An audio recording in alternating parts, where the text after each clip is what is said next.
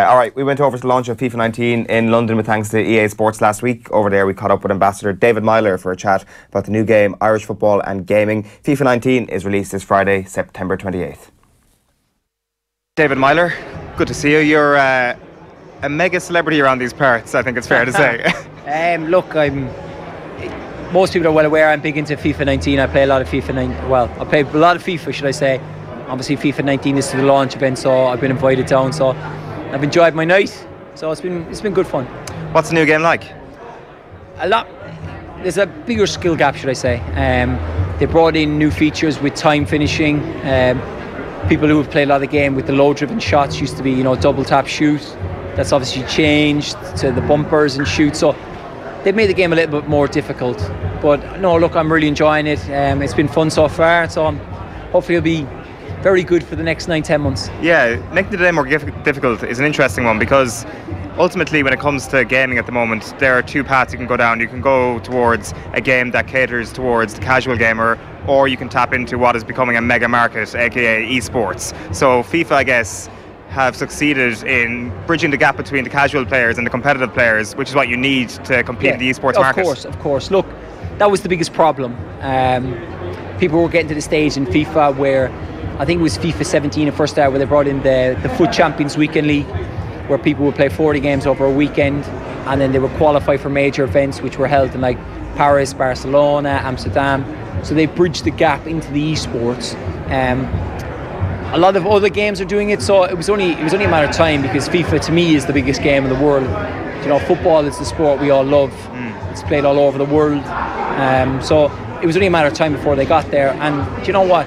These young pros are making livings from it. They're earning big money, and they obviously create platforms on YouTube, Twitch, so they can stream, record videos, etc. And then if you're good enough, you make the events where there's big money up for grabs. Does it become a bit of a rat race around this time of year, where everybody gets their hands on the game, and suddenly it's like the first 2 weeks are crucial for whatever it may be, ranking, but most of all to actually get to a stage of advancement at the game quicker than all your friends, or quicker, as you say there, than your actual competitors in your actual job that is paying your rent? No, you're spot on, because obviously Xbox have had the EA access, which became available yesterday about, I think it was 2 o'clock, 3 o'clock or something, which is 10 hours.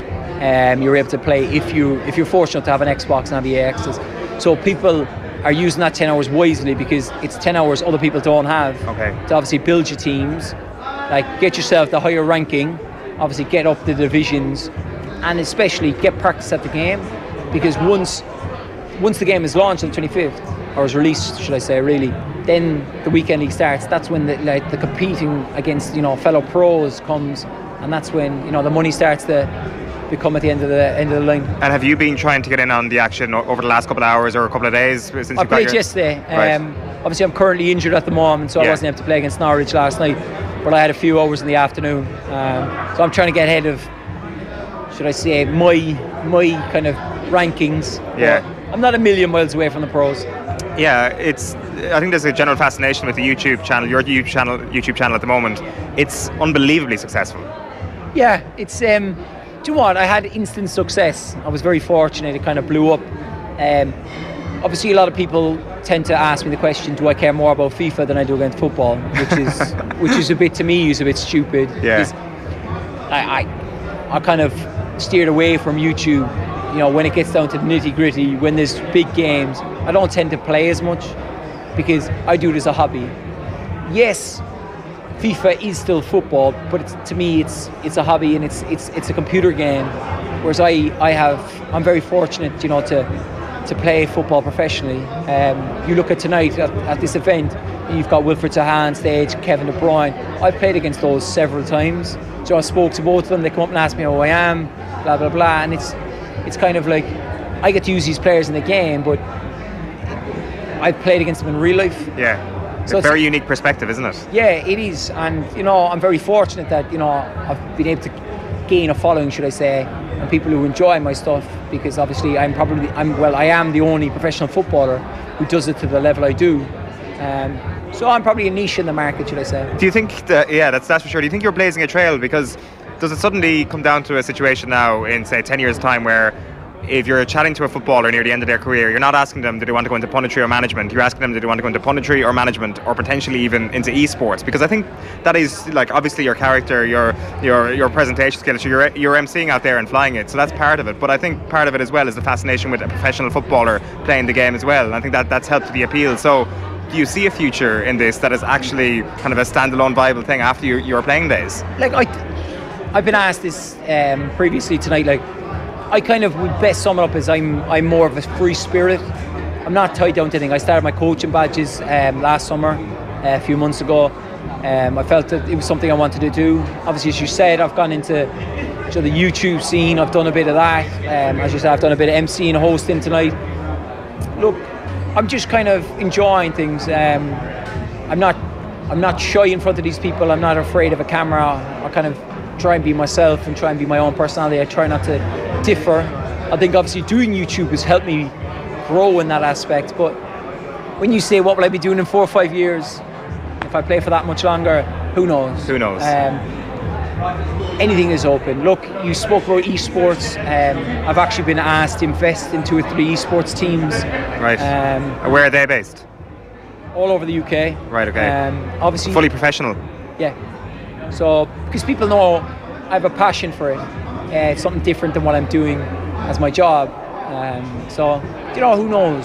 Look, I've looked at every avenue of it. We'll see. Any tips for anybody picking up FIFA 19 on the 25th of September from your experience, from what you've played over your hours yesterday? I think the best thing to do is there's obviously the skill games. Go and practice them. So the crossing, the finishing, the passing, just keep spamming the exercises for a while, maybe an hour, and just get the basic concepts. Because I went in yesterday when I started playing, I went into my first 2 games and lost my first 2. I think I played 100 games in FIFA 18 without losing. Right. So, I lost my first 2 because I couldn't finish. I hadn't mastered the technique to finish. So unless you want to go straight in at the deep end, maybe just start and gradually get better, and then approach the more competitive side. I was playing a lad out there and I beat him, so that was my first game of FIFA 19 and might be my last one. I just want to go away now with my 100% record. Yeah. One game, one win, champion. Yeah, I like it. I must ask you about your jersey from the Wales match, because it was donated to our studio back home by your father, and you didn't know about it. No, I didn't. Look,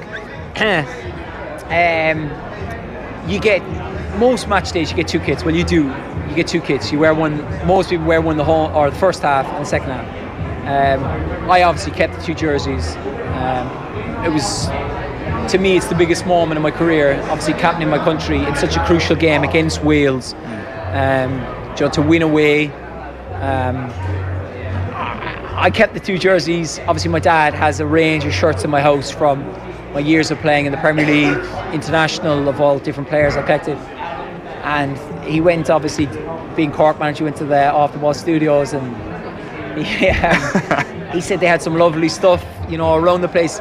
Conor Murray's a good friend of mine, he had his boots up there, and he was like, they've got all these fellas' stuff, like. So I was like, oh yeah. And he just sent my Ireland jersey. But look, I have watched, as I said to you, I've watched some of the periscopes on Twitter. I've watched some of it. I do see my jersey. But the one thing I do want to correct you, which I corrected my dad, the boots you have aren't the match-worn boots. Okay. I do have them. I'll give them to you. Are you sure? Is that a deal? That's no problem. You can say it to the... Don't worry. Because I'm a man of my word, and my father's a man of his word. Yeah. But he originally thought they were actually, I think they were the boots I wore against Moldova, which was the game before. Right, okay. And I changed. So he's giving you the wrong boots, but I will correct that. Okay, no, I think we're happy enough with those. But anything else that we can get in the studio, we'd be delighted to take. The other thing, when you mentioned your father there, is in terms of, I guess, memorabilia or buying each other presents, like the charity auction and getting him in to be Jurgen Klopp's assistant manager. Like, I think anybody out there who's thinking of buying Christmas presents for their father, we will never ever be able to do anything of that scale. Do you know what? Obviously, it was James Milner's match against Stilian Petrov's team or whatever. I was at James Milner's charity event, and I was sitting on the table with a few Liverpool players that I've played with in my career and whatever. And I felt like I had to contribute something to the event. Obviously he's trying to raise money, and he's doing a fabulous and wonderful job. And I just saw it, and I thought, my dad got me into Liverpool, and my dad is like, he loves managing. Like, he's obviously managed the court, you know, and he loves it, and he loves the aspect of the professional side where it's every day. And obviously in the Championships a little bit more than the Premier League, where you're playing most times every 3 days. And I thought, you know what, right, I'd love to get him in a room with like Klopp and, you know, big players. Now obviously, you know, you had some big names in there, but the thing that makes me laugh the most, and most people won't know this, was I had a friend who played in the game as well. It's Jordan Henderson's best friend, Ryan Royal. Right. And Ryan knows my father from my time at Sunderland. Ryan used to come to all the games, and Ryan said my dad was the exact same. He didn't change. Like, he supposedly gave Mika Richards a pat in the back and hit him, like, and Mika was belting out like, "Will you relax? Stop hitting me so hard." He was like, a few of them were kind of laughing and joking, and my dad was like, "No, like, yes, it might be a charity match, but we want to win." And then Ryan actually missed the chance in the last minute, and my dad had a few things to say to him after. So he loved it, and, you know, I'm happy. Yeah, it's a big day for Cork next Tuesday, obviously, as well, down with the Liam Miller match. You're obviously you're not going to be there, but your father's going to be there. I presume it's going to be an amazing event. And I guess as a Cork man, you can't. I think most Cork people you've spoken to, like, they can't speak highly enough of the power of Liam Miller and what he did for Cork City, and just how fondly he's remembered by everybody from that city and from that county and from all of the country, really. Yeah. Look, I was fortunate enough to play with Liam when I was at Sunderland. I could not speak highly enough of him. A lovely fella, a wonderful footballer, great guy. Obviously, it's such a shame, you know, for his family, everybody involved, his friends, such a young age. It's just so sad. And what gives me great pride and satisfaction is knowing that, you know, the people of Cork have pulled together. And obviously I've gone to extreme lengths to make this what it should be, and it will be a fantastic event. And obviously then there was the big talk of Turner's Cross and Páirc Uí Chaoimh, and then they were thinking, like, Turner's Cross is probably 9,000 at max, and then you look at Páirc Uí Chaoimh's 40,000, and then for them to then change it, and you're thinking, please God, please sell out. The pressure was on then. Yeah, because people wanted out, and then I think they had problems with ticket sales because there were so many people getting tickets, and then it's fantastic to see. And especially not only Cork people, obviously me being from Cork, you know, we love our lawn, but the whole of Ireland. Like, I know people who are coming from the west, the north, up around your neck of the woods, Dublin. You know, there's people coming from everywhere, and it's fantastic to see. And, you know, I hope it's as a great occasion as Liam was as a person, because he deserves it and his family deserve it. Yeah, here, definitely. I think we all wish the best in terms of the event and how it goes on.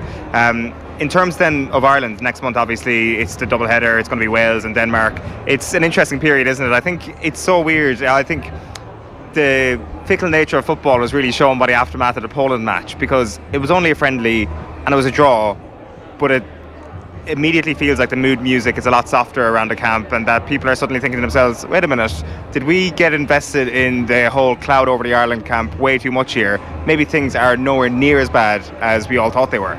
No, but look, I spoke before the Moldovan-Wales game,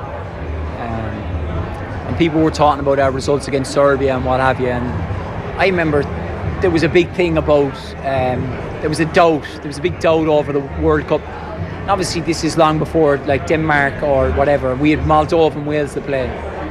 So basically we felt in the camp, we'll beat Moldova, then we'll go and we'll beat Wales. And the doubt was created outside of the camp. And I said that in press, and I felt that. People want to go on about the cloud round it and the argument and whatever. These arguments happen all the time. They happen daily in football. Does it affect the players? No, it doesn't. It doesn't affect us. We're there to do a job. Now, I think people at times forget, you know, with the Wales game, we were more disappointed, or as disappointed as anyone else. Like, people spoke about my argument with the manager. I was frustrated we hadn't won the game. I spoke to you there a while ago about the Ireland jersey from that game where we played them. You know, like that was, like, to me personally, representing Ireland is the greatest thing I can do in my football career. you want to talk about winning a World Cup with Ireland or winning the Champions League 5 times, and rather win the World Cup with Ireland. Playing for Ireland is the best thing, and we were so frustrated and annoyed and disappointed. There's so many adjectives I could go through for the Wales game. Like, then it was kind of, we need a reaction. The players knew that. You know, we were frustrated as anyone else. You know, and I think the lads went out against Poland and played with pride and passion that probably we didn't play as players. We didn't play against Wales. It kind of like, obviously got the quick goal, and then you're kind of like, whoa, what's going on? And then before you know, we're 2-0 down, like Bale scores the wonder goal, and the game kind of passed us by. And then I think like that's why the Poland result was massive, because lads were desperate to, not to prove anyone outside of camp, but to prove to the manager that they deserve to be there. Yeah. And you know, like even after that game, after the Poland game, I came into the changing room. Seamus Coleman was there, and Seamus said, "What's wrong with you?" I was angry after the Poland game because we'd drawn. To concede so late when we were so close to winning the game. Yes, as you said, it might be a friendly, but Seamus said, like, come on, like, you know, the lads have done really well. And I was like, I need a minute or two here, because we should have won that game. Yeah. We shouldn't have conceded. Yeah. And the team that like Martin O'Neill has built, like we were annoyed to concede that goal, because we'd seen games out, the Germany games, the Austria games, the Serbia games, the Wales game, those games, even at the Euros, Italy. You know, those games, we saw those games out, and that's why we were a little bit disappointed. But as you said, it was also a good result against a good Poland team. Yes, they were missing Lewandowski, but the rest do play all the time. Yeah. Like Lewandowski, don't get me wrong, he's a world-class striker, but I'd still back my centre-halves. Yeah, like that's kind of, you just put it very well there, as in things maybe were completely blown out of proportion, because I guess when you have something as salacious as was out there, I guess like, this thing is amazing, we have all the details of this, therefore things must be horrifically bad. When in actual fact, if you actually think about the nitty-gritty of it all, maybe it wasn't so bad in the end. But I think one of the things that's actually going to go completely under the radar when we look back at the crazy last month that it was, is yourself and Martin O'Neill sitting beside each other in a press conference. That was amazing. It was the captain sitting beside the manager, or like you're captain for that next game, or you were just up for press that day. My apologies. And Martin O'Neill was obviously talking about your conversation in training, and it was just two men up there saying, yeah, we've had it out in training, and that's just the way it is. The thing is, these things happen all the time. Arguments happen. Like people think like these things don't happen. Like in like I spoke to my mother. My mother said, "What happened?" I said, "There's an argument. It's nothing. There's nothing in the managers I've had in the past that I've not seen, I've not been a part of. Like I've had full-blown arguments with players in change rooms. These arguments happen all the time. Like the thing that probably frustrated a few of the older lads was it happened months ago."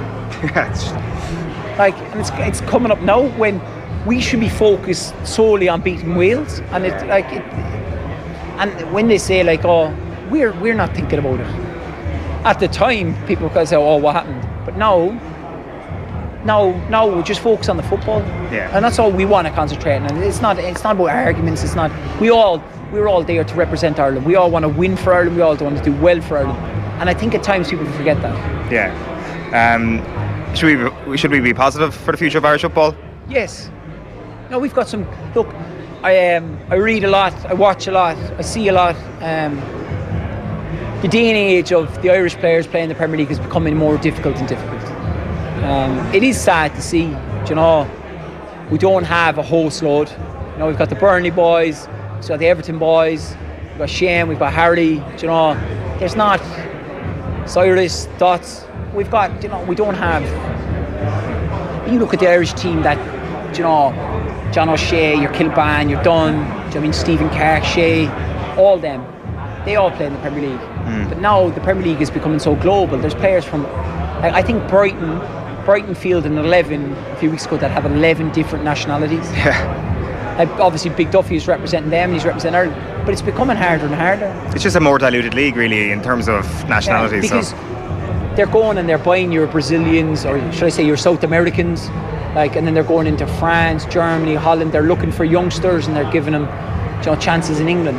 Yeah, it's very true. David, you've been so good with your time. Great to catch up. Thank you so much Thank you for all that. Pleasure. Cheers, David. Thank you.